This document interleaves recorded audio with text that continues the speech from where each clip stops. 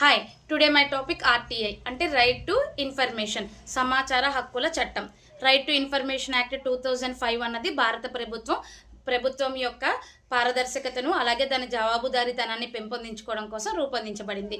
ఈ చట్టం కింద భారతదేశంలో పుట్టిన ప్రతి ఒక్కరికి కూడా ప్రభుత్వానికి సంబంధించిన నిధుల గురించి కానివ్వండి, ప్రభుత్వానికి సంబంధించిన సర్వీసెస్ గురించి కానివ్వండి, లేదంటే తన పర్సనల్ రైట్స్ గురించి కానివ్వండి, ఇలా చాలా విషయాల గురించి మనం ప్రభుత్వ యంత్రాంగాన్ని ఇన్ఫర్మేషన్ని కోరవచ్చు. మనం ఇది కోరిన 30 రోజుల్లోపు ప్రభుత్వ యంత్రాంగం అన్నది స్పందించి మనకి ఆ సమాచారాన్ని ఇవ్వబడుతుంది. నెక్స్ట్ ఒకవేళ అది మనకి లైఫ్ అండ్ డెత్ విషయము, లేదంటే అది మనకి చాలా ఇంపార్టెంట్ అయిన విషయము అని కనుక అది అనుకుంటే అది 48 అవర్స్ లోపు మనకు ఆ సమాచారాన్ని అన్నది అందిస్తారు.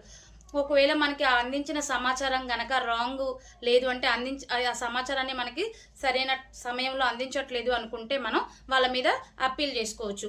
మనం ఫస్ట్ అప్పీల్ అన్నది సీనియర్ ఆఫీసర్స్ మీద వేసుకోవాలి.